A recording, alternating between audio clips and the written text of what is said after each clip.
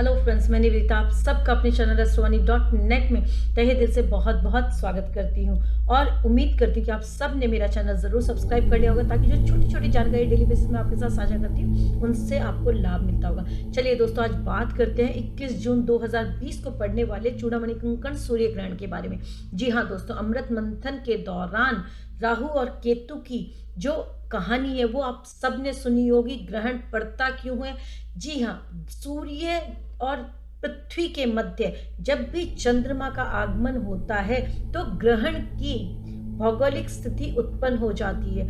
जी हाँ दोस्तों, सूर्य की जब संपूर्ण रोशनी पृथ्वी तक नहीं आती है तो चंद्रमा के मध्य होने की वजह से जो छाया पड़ी पृथ्वी पर, जिसको हम ज्योतिष शास्त्र में राहु और केतु के नाम से जानते हैं, उसका प्रभाव मानव जाति पर, हर जीव पर देखा जाता है। ये ग्रहण रविवार के दिन पड़ेगा और 9:45 यानी AM से लेकर 2:04 PM तक रहेगा और 12 घंटे पहले जो ग्रहण अवधि बड़ी होती है उसका सूतक लग जाता है, यानी कि 12 घंटे पहले सूतक लग जाएगा। इस दौरान मंत्र उच्चारण, पूजा पाठ, इन चीजों का महत्व बढ़ जाता है। ये प्राकृतिक और भौगोलिक घटनाएं जो होती हैं, ये अंधविश्वास फैलाने वाली घटनाएं नहीं होनी चाहिए।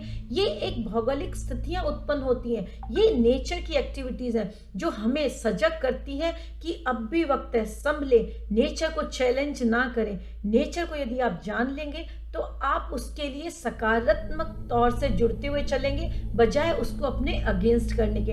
इन घटनाओं के द्वारा हमें सीखना चाहिए, अपनी लाइफ के अंदर पॉजिटिविटी ऐड करनी चाहिए बजाय किसी अंधविश्वास के, बजाय किसी टोने टोटकों को अपनी जिंदगी में शामिल करने के। हमें इस समय का लाभ चैंटिंग के द्वारा अत्यधिक लेना चाहिए। अगर करना है तो कुछ पौधे लगाएं, अगर और कुछ करना है तो कुछ पॉजिटिविटी स्प्रेड करें, सोसाइटी में कुछ दान दक्षिणा दें। ग्रहण के दौरान ये चीजें और भी अत्यधिक प्रभावी हो जाती है। मेष से लेकर मीन राशि वालों के लिए यह क्या प्रभाव लेकर आने वाला है, क्योंकि राहु के नक्षत्र में और मंगल के नक्षत्र में यह ग्रहण पड़ने जा रहा है। राहु का नक्षत्र आद्रा और मंगल का नक्षत्र मृगशिरा और मिथुन राशि पर यह ग्रहण लगेगा। इन पर हो सकता है थोड़ी सी इंटेंसिटी नकारात्मकता के रूप में देखी जाए, लेकिन डरे नहीं। मैंने कहा ना कि स्थितियां हैं, उत्पन्न हुई हैं, उनको सकारात्मक रूप से लेकर चले तो आप अपने इस समय को सुखद और पॉजिटिव करते हुए चले जाएंगे।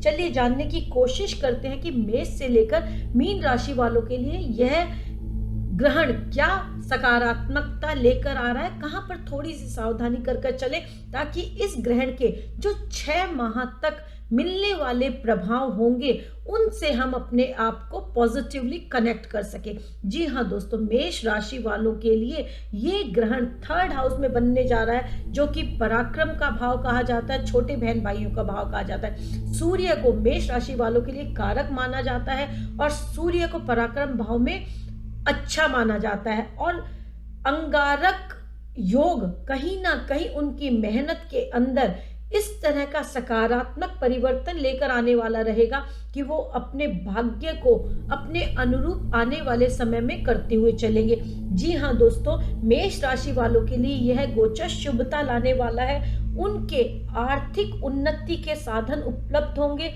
और उनके भाग्य में वृद्धि होगी। उनके जो गेन्स है या उनकी जो बुद्धि, संतान और आपसी संबंधों का भाव पंचम भाव हो जाता है, उसके अंतर्गत कहीं ना कहीं स्थितियां सकारात्मक देखी जाएंगी। मेष राशि वालों के लिए उनका लग्नेश जो है वो भी उच्चस्थ अवस्था में है, तो कहीं ना कहीं सकारात्मकता रहेगी उनके हर क्षेत्र के अंतर्गत। उनके भाग्य में संतान के लिए, व्यक्तित्व के लिए, ज्ञान के लिए स्थितियां बहुत सुंदर रहेंगी, इसलिए इन्हें इस समय का लाभ लेना चाहिए। मेष राशि वालों के लिए यह गोचर सकारात्मक रहेगा। वृष राशि वालों के लिए यह गोचर 2nd हाउस में बनने जा रहा है, जो कि धन, वाणी, कुटुंब का हो जाता है और सूर्य चतुर्थ भाव के स्वामी हो जाते हैं, और सेकंड हाउस जो कि सामान्य मारक भी कहा जाता है, उसके अंतर्गत विद्यमान होकर कहीं ना कहीं व्यय की स्थितियों का निर्माण करेंगे। व्यय की स्थितियां बनेंगी तो उनसे डरे नहीं, सुनियोजित यानी प्लानिंग के साथ चलें और अपने व्यय को देखभाल कर करें। शॉर्ट टर्म गेन्स में किसी भी तरह का इन्वेस्टमेंट ना करें। अगर आप इन्वेस्टमेंट समझदारी के साथ करते हैं तो आप कहीं ना कहीं अपनी धन संबंधी स्थितियों को संभाल लेंगे। वृष राशि वालों के लिए कहीं ना कहीं ये मानसिक और शारीरिक तनाव की स्थितियों को उत्पन्न करेगा, इसलिए अपने आप को सकारात्मक करके चलें। मिथुन राशि वालों के लिए यह ग्रहण थोड़ा सा एडवर्स कंडीशंस को लेकर आ सकता है, क्योंकि उनके लग्न पर, उनकी राशि पर ही यह ग्रहण होने जा रहा है। इस समय उन्हें बहुत पॉजिटिव होने की जरूरत होगी। अगर वो पॉजिटिव रहते हैं तो चाहे कितनी भी एडवर्स कंडीशंस हो, वो उनसे पार पा जाएंगे, यानी उनसे निजात पा जाएंगे। दोस्तों, मिथुन राशि वालों के व्यक्तित्व में कहीं ना कहीं एक नकारात्मकता देखी जाएगी। हो सकता है डिप्रेशन की स्थितियों के अंतर्गत वो अपने आप को महसूस करें, और कहीं ना कहीं ये ग्रहण उनके व्यक्तित्व में घात योग का निर्माण करने वाला रहेगा, यानी कि उनको हो सकता है लॉसेस का सामना करना पड़े। उनके जो शेयर मार्केट्स के हैं इन्वेस्टमेंट, उनके अंदर उनको लॉस अनुभव। इसलिए मिथुन राशि वालों के लिए सलाह रहती है कि वो किसी भी तरह का कोई कष्ट ना आए, इसलिए अपने पैसे का, देनदारी का, लेनदारी का बहुत सोच समझकर ध्यान से चलने के लिए अपने समय को व्यतीत करें। कर्क राशि वालों के लिए यह ग्रहण उनके व्यय भाव में बनने जा रहा है, इसलिए जब भी कोई चीज व्यय भाव में बनती है तो कहीं ना कहीं सकारात्मकता लेकर आने वाली नहीं रहती है। और स्पेशली कर्क राशि वाले भावना प्रधान व्यक्ति हो जाते हैं, इमोशनल हो जाते हैं, और चंद्रमा का द्वादश में जाना उनके मन के लिए कहीं ना कहीं प्रतिकूलता लेकर आने वाला रहेगा, उनके लिए पॉजिटिव स्थितियों का निर्माण करने वाला नहीं रहेगा। इस ग्रहण की स्थिति के दौरान उन्हें मंत्रों की चैंटिंग बहुत जरूरी हो जाती है। ओम सोम सोमाय का जप अगर वो करते हैं तो उनके लिए स्थितियां बहुत सुंदर रहेंगी। अपने आप को बस सिर्फ एक नकारात्मकता से बचाकर चलना है। किसी भी तरह की आर्थिक हानि उन्हें ना हो, कोई धोखा ना हो, कोई विश्वासघात की स्थितियां उनके साथ ना बने, चिंताएं उनकी ना बढ़े। इसलिए जरूरी हो जाता है कि सकारात्मक रहें, सकारात्मक सोचें, और जितना पॉजिटिव इस समय को होकर वो निकाल देंगे उतना बढ़िया उनके लिए आने वाला समय रहेगा।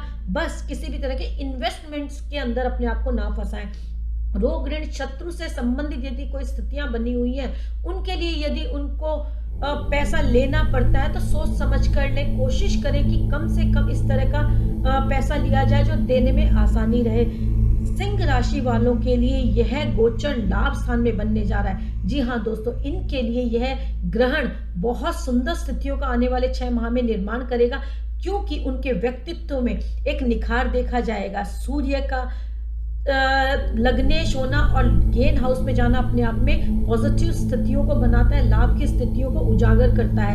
उनकी संतान के द्वारा उनको जो लाभ की स्थितियां बनेंगी वो सकारात्मक रहेंगी। उनके व्यक्तित्व में पॉजिटिव उत्थान देखा जाएगा। खुशखबरी उन्हें इस ग्रहण के आने वाले 6 माह तक मिल सकती है। लाभ की स्थितियां बनेंगी, गेन होंगे, उनको फाइनेंशियल गेन हो सकते हैं, और कहते हैं ना कि ये ग्रहण उनके लिए सुखदायी स्थितियों का निर्माण करेगा। इसलिए सिंह राशि वालों को इस ग्रहण के से किसी भी तरह डरने की जरूरत नहीं है। बस इस ग्रहण के दौरान चैंटिंग करते रहें, स्पेशली ओम की चैंटिंग उनके लिए बहुत लाभप्रद रहेगी। कन्या राशि वालों के लिए ग्रहण उनके दशम स्थान में बनने जा रहा है, जो कि कर्म भाव हो जाता है। दशमस्त कोई भी ग्रह होता है वो कर्म क्षेत्र में उन्नति लाने वाला रहता है, और जो लोग भी एजुकेशन फील्ड से, कम्युनिकेशन से जुड़े हुए हैं या शेयर मार्केट से जुड़े हुए हैं, उनके वर्क क्षेत्र में आने वाले टाइम में कहीं ना कहीं पॉजिटिव स्थितियों का आगाज होगा। इसलिए उन्हें इस ग्रहण से डरने की जरूरत नहीं है।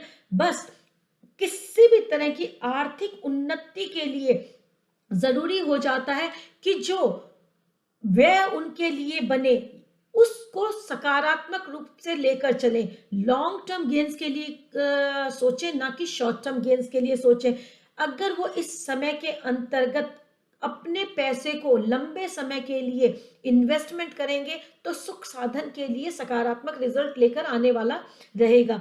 दोस्तों, तुला राशि वालों के लिए यह गोचर भाग्य स्थान पर बनने जा रहा है और भाग्य के अंतर्गत अंगारक योग का निर्माण और ग्रहण योग का निर्माण कहीं ना कहीं तुला राशि वालों के लिए, तुला लग्न वालों के लिए सकारात्मकता शो नहीं करता है।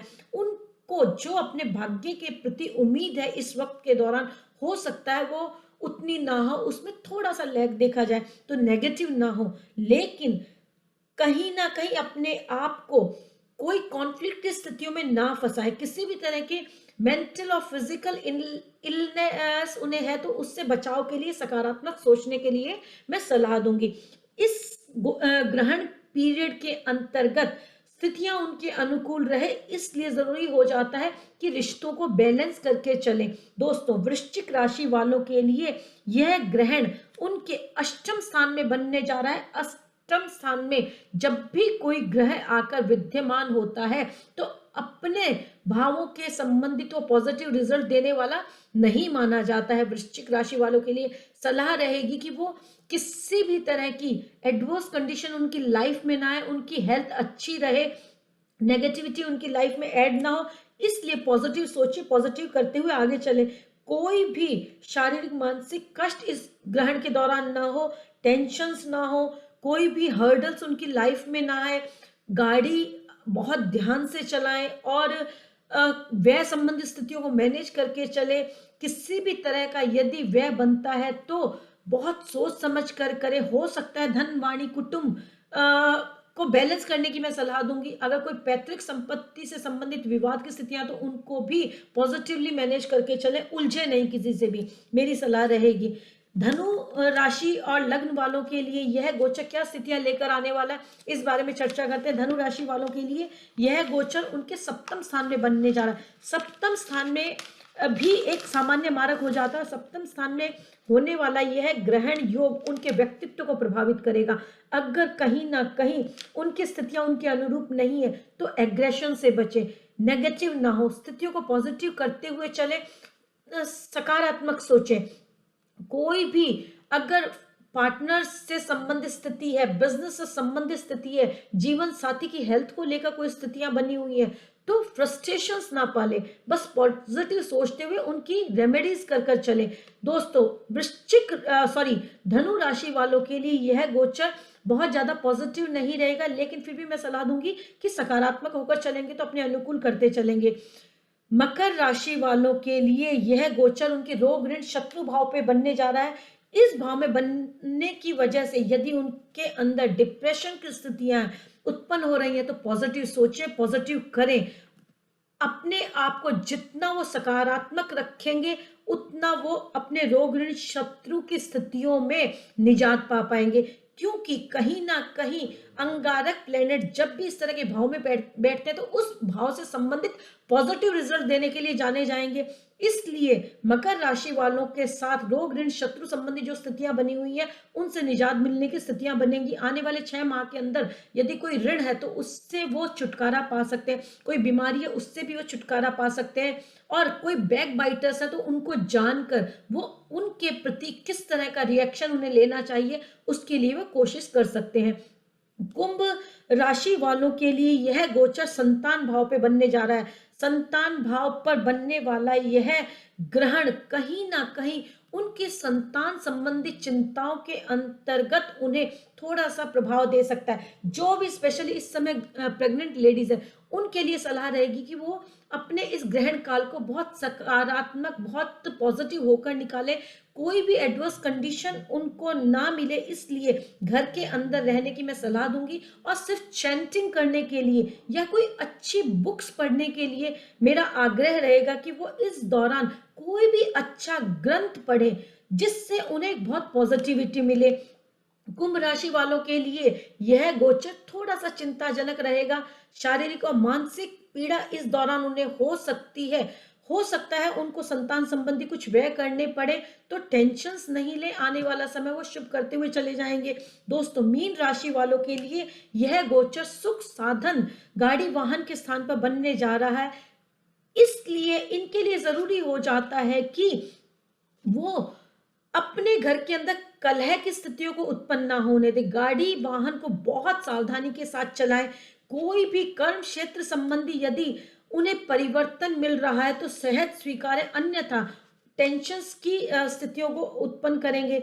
इसलिए जरूरी हो जाता है कि अपना लॉन्ग टर्म इन्वेस्टमेंट बहुत देखभाल कर करे, शॉर्ट टर्म गेन्स में बिलीव ना करें, लंबे कहते ना कि दूर का सोचें। इसलिए इस गोचर को वो आने वाले साल भर तक ये सोचकर चले कि ये ग्रहण कहीं ना कहीं उन्हें सचेत करने के लिए ही है कि वो संभल कर चले। दोस्तों, सारी राशियों के लिए मेरा एक ही सुझाव रहेगा कि इस गोचर के इस ग्रहण काल के दौरान अगर उन्हें कुछ करना है तो ये ग्रहण मिथुन राशि पर पड़ने जा रहा है। मिथुन राशि के स्वामी बुध हो जाते हैं, जो कि बिजनेस के कारक भी हो जाते हैं, बुद्धि के कारक भी हो जाते हैं, और एक कहते हैं ना कि स्किन के कारक भी हो जाते हैं। तो कहीं ना कहीं इन संबंधी पॉजिटिव रिजल्ट हमें मिले। इसलिए जब कहते हैं आप प्रकृति को जानते हैं और प्रकृति के साथ जुड़ते हैं तो स्थितियां आप अपने अनुरूप करते हुए चले जाएंगे। प्रकृति से प्रेम करें, पौधों को प्यार करें। हो सके तो इस ग्रहण काल के दौरान आप एक तुलसी के पौधे को नॉर्थ ईस्ट में जरूर लगाएं। इस तरह की तैयारी पहले कर रखें कि आप एक तुलसी का पौधा नॉर्थ ईस्ट में लगा सके। जैसे जैसे वो ग्रो होगा, समझिए आपका भाग्य, आपकी जो गेन की स्थितियां हैं उनके अंदर शुभता लाने वाला रहेगा। जब हम प्रकृति के साथ जुड़ते हैं तो प्रकृति हमारे अनुरूप कार्य करना शुरू कर देती है। दोस्तों, नेचर को जानो और नेचर क्या कहना चाहती है। ये जो संक्रमण काल हुआ इसके अंतर्गत भी इस ग्रहण की वजह से जो इंटेंसिटी है उसके अंदर मिड जून से लेकर मिड जुलाई तक थोड़ी सी इंटेंसिटी हो सकता है एग्रीवेट करे, तो डरे नहीं। जुलाई के एंड में और मई मिड तक इसके अंतर्गत कहीं ना कहीं हम लोग निजात पाने की स्थितियों के लिए अपने आप को आगे बढ़ाएंगे।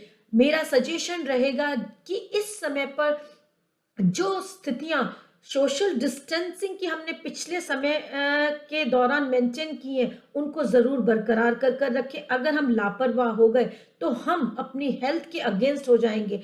इसलिए इस ग्रहण काल के दौरान या ग्रहण काल से आगे आने वाले 6 माह हैं तो अपनी हेल्थ के लिए सभी राशि वाले क्वारंटीन के अंदर यदि रहना पड़ता है तो जरूर रहें। हेल्थ के लिए कॉन्शियस होना पड़ता है तो जरूर रहें। सोशल डिस्टेंसिंग मेंटेन करनी पड़ती है तो जरूर करें। और अगर घर से काम करने की स्थितियां बनी हुई हैं तो उनके अंतर्गत भी पॉजिटिव होकर अपना 100% एफर्ट दें ताकि जो आपके टारगेट्स हैं आप उनको फुलफिल करके चल सकें। किसी भी तरह की एग्रेशन की स्थितियां आपके अंदर ना आए, अधीरता आपके अंदर ना आए। कहते हैं ना कि जब समय आपके अनुकूल नहीं हो तो आपको थोड़ा सा सहज और थोड़ा सा धैर्य अपने अंदर ले आना चाहिए ताकि आप हर स्थिति को अपने अनुकूल कर चल सके। दोस्तों, सबके लिए यह ग्रहण डराने वाला ना हो, शुभता लाने वाला हो। इसलिए इस ग्रहण काल के दौरान आप ओम की चैंटिंग जरूर करें, मेडिटेशन जरूर करें। जो भी आप मंत्र जानते हैं, जरूरी नहीं कि एक पर्टिकुलर मंत्र दिया जाए, ओम अपने आप में संपूर्ण मंत्र हो जाता है। और अगर इसके अलावा भी आपको लगता है आप अपने घर में आप अपने परिवार के अनुरूप कोई मंत्र करते हैं तो जरूर करें। ग्रहण काल के बाद कहते हैं दान का महत्व होता है। इसलिए जैसा मैंने आपको कहा कि अगर एक आप पौधा लगा सकते हैं, अगर आपके पास तुलसी होली बेजल का पौधा है तो बहुत अच्छी बात है। अगर नहीं है तो जो भी उपलब्ध हो जाता है आसानी से आप उसका बीजारोपण करें। जैसे जैसे वो ग्रो करेगा आपकी लाइफ ग्रो करेगी। इसलिए इस ग्रहण को नकारात्मक लेकर ना चले। बुद्धि के कारक ग्रह बुध के राशि में ये ग्रहण होने जा रहा है। जितनी सकारात्मक आप अपनी बुद्धि को रखेंगे उतने सकारात्मक परिणाम आप पाएंगे। ये ग्रहण किसी भी तरह की नकारात्मकता को ना लाने वाला हो, इसके अंतर्गत हम सब यही शुभकामना रखते हैं, यही शुभता लाने के लिए प्रयास करेंगे कि कोई भी नकारात्मकता हमारे लिए, हमारे अपनों के लिए ना आए, किसी भी तरह के हेल्थ इश्यूज ना आए, सबके लिए यह शुभ रहे। मिलती हूँ, धन्यवाद दोस्तों, एक अन्य चर्चा के साथ।